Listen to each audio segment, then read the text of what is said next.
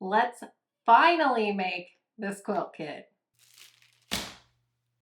Oh my word, look at this pattern. It is so gorgeous.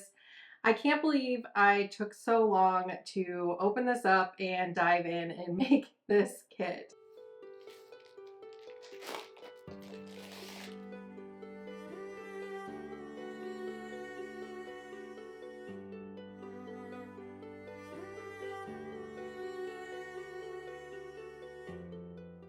All right, so I'm gonna get this fabric prepped. I will press it and make sure it's all ready for cutting.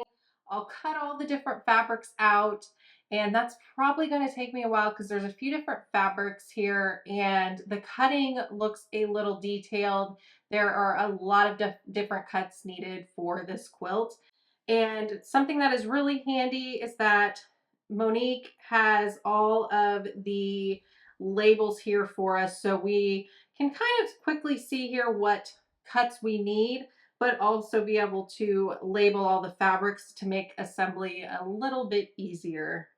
After cutting all of the fabric and getting it all labeled, it's time to start doing some of the prep work. And the only prep work we have is making half square triangles. Now, it is a lot of half square triangles, but that is the only prep work that we have. So when I make half square triangles, I take the 2 squares needed to make half square triangles 2 at a time. I put them right sides together.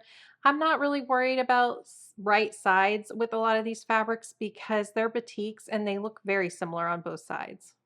At the sewing machine, I'm using diagonal seam tape to sew my diagonal line of stitches across the 2 squares from corner to corner. So I'm lining up the side of my presser foot with one corner, and then the opposite corner is lined up with the black line on my diagonal seam tape. And I'm just going to sew across here.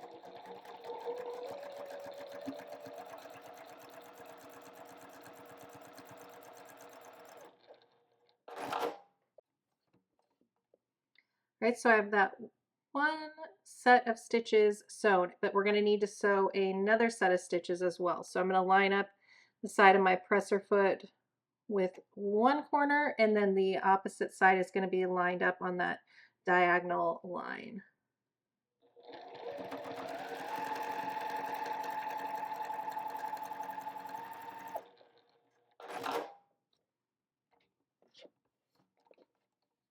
Now I have both sets of stitches sewn, and they're about a ½ inch apart, or they should be.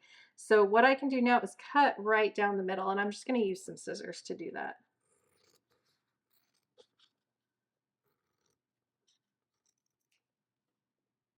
Now I'm going to press the seam toward the darker fabric.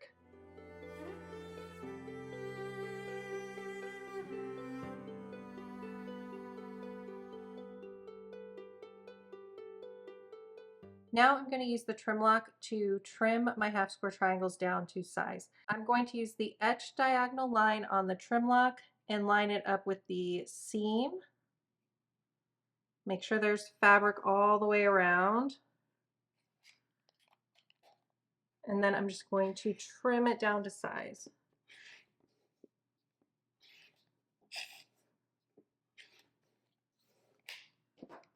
That'll give me a nice, perfect half square triangle. It'll make it a lot easier to piece everything together. Even with this little bit of fabric, it can put things off and make it not line up very well. So I just take the time to trim them up, even if the pattern doesn't suggest to. All right, I'm finishing up the final prep work for this quilt kit. I have done hundreds of half square triangles now. They are all trimmed. This is just my last one.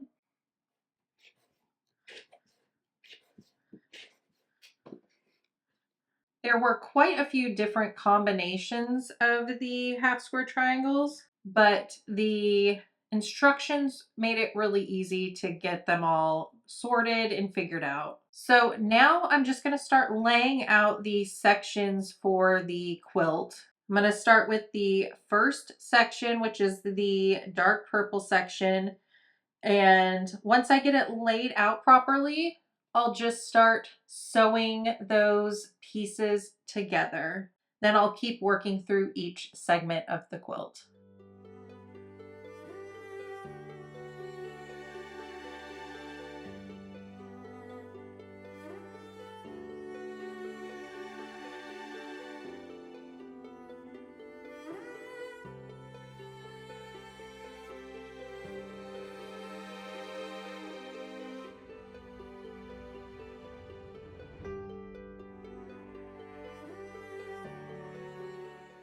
After piecing together all of the sections of the quilt top, it was time to do all the finishing work for the quilt. I added on the borders.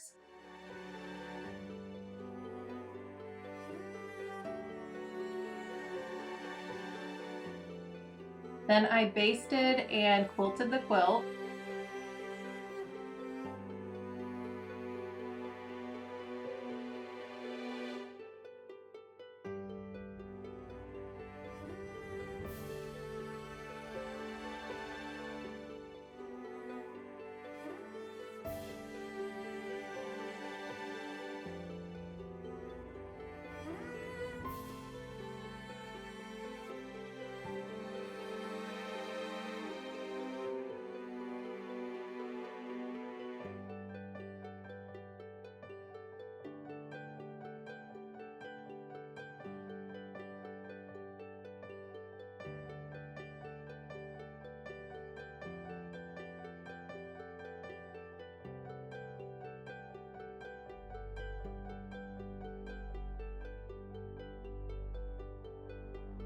I then attached the binding to the quilt.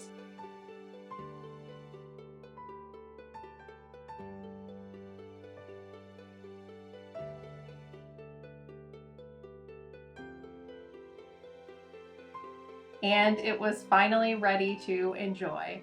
This quilt is absolutely gorgeous. I love all of the colors. It is a really fun sew.